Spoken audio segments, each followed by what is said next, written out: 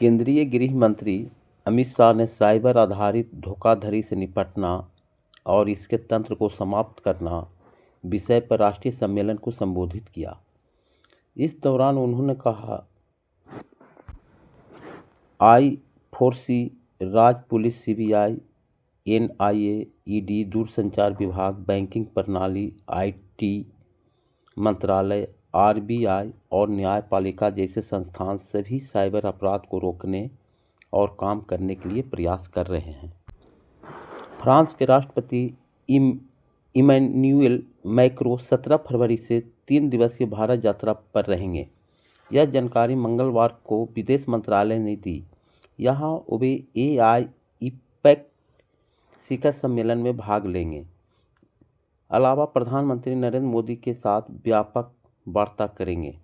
विदेश मंत्रालय ने कहा कि दोनों नेता विभिन्न क्षेत्रों में द्विपक्षीय सहयोग को मजबूत करने पर चर्चा करेंगे।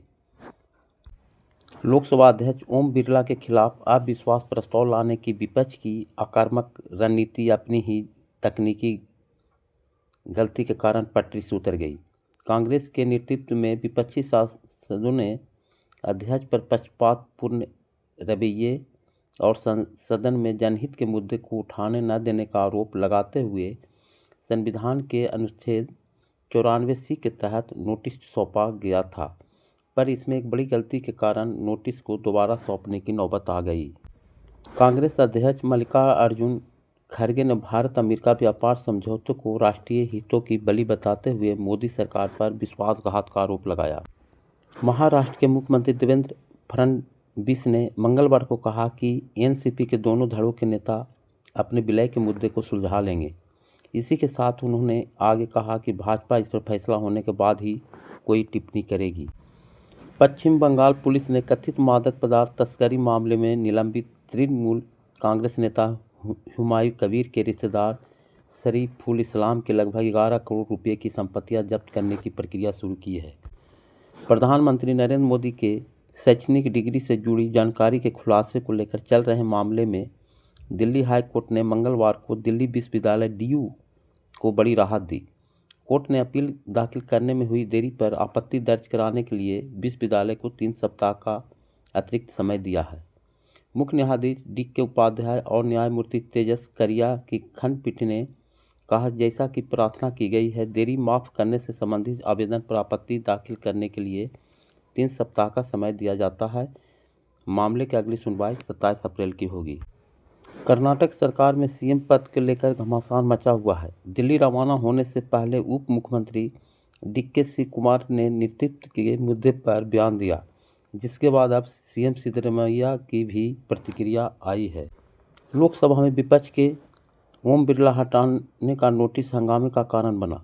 भाजपा ने कांग्रेस और राहुल गांधी पर आरोप लगाया कि संवैधानिक पदों पर दबाव डाल रहे। भाजपा का कहना है कि अब समय आ गया है कि राहुल गांधी और कांग्रेस को राजनीति से महाभियोग लगाकर हटाया जाए।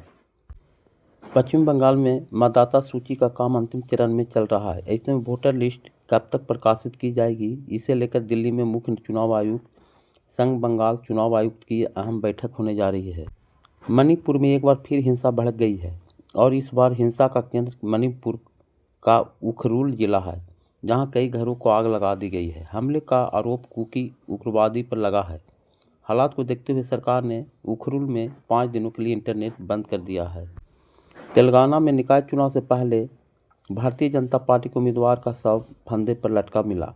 परिवार वालों का आरोप है कि नामांकन के बाद से उन्हें विपक्ष की तरफ से डराया धमकाया जा रहा था। तमिलनाडु में आज विशेष गहन संशोधन SIR का आखिरी समय सीमा है। इसके बाद चुनाव आयोग 17 फरवरी को अंतिम मतदाता सूची जारी करेगी। महाराष्ट्र के पूर्व मुख्यमंत्री NCP प्रमुख शरद पवार को सोमवार को सीने में जकड़न की शिकायत पर पुणे के रूबी हॉल क्लिनिक में भर्ती कराया गया था। डॉक्टरों ने कहा कि उनकी हालत स्थिर है और सभी वाइटल पैरामीटर समान है।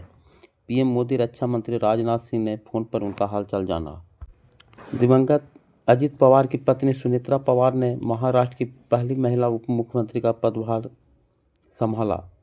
उन्हें आबकारी, खेल और अल्पसंख्यक विकास विभाग और पुणे बीड जिलों की गार्जियन मिनिस्टर बनाया गया। पहले दिन उन्होंने सिद्धि विनायक मंदिर में पूजा अर्चना की। पीएम मोदी और मॉरिशस के प्रधानमंत्री के बीच सोमवार को फोन पर बात हुई। इस बातचीत में दोनों नेताओं ने हिंद महासागर क्षेत्र में स्थिरता सुनिश्चित करने के लिए सहयोग की पुष्टि की। साथ ही दोनों नेताओं के बीच AI समिट में भी सहयोग पर चर्चा हुई। रूस ने अमेरिका पर आरोप लगाया है कि वह भारत और दूसरे देशों को रूसी तेल खरीदने से रोकने के लिए दबाव बना रहा है। विदेश मंत्री सर्गेई लाव्रोव ने कहा कि अमेरिका आर्थिक दबदबे के लिए प्रतिबंधों का गलत इस्तेमाल कर रहा है। गाजा में युद्ध विराम के बावजूद इजरायली हवाई हमलों में 3 लोगों की मौत हुई है। इजरायल ने कहा कि रफा में सैनिकों पर फायरिंग के जवाब में कार्रवाई की गई। बंधक समझौते के बाद भी बड़े राजनीतिक मुद्दे अनसुलझे हैं। वेस्ट बैंक पर इजरायली फैसले से संयुक्त राष्ट्र में चिंता जताई है। भारत के बाद अमेरिका ने बांग्लादेश पर लगे टैरिफ को घटाया है। बांग्लादेश के वाणिज्य सचिव ने कहा कि भारत अमेरिका व्यापार समझौते का असर बांग्लादेश के मामले में भी पड़ा हो सकता है। इसमें भू राजनीतिक कारण अहम रहे होंगे। बांग्लादेश के प्रतिस्पर्धी देशों में वियतनाम को 20 जबकि पाकिस्तान, कंबोडिया और इंडोनेशिया पर 19% टैरिफ लागू है। भारतीय टीम के पूर्व दिग्गज बल्लेबाज सचिन तेंदुलकर ने परिवार के साथ प्रधानमंत्री नरेंद्र मोदी से मुलाकात की।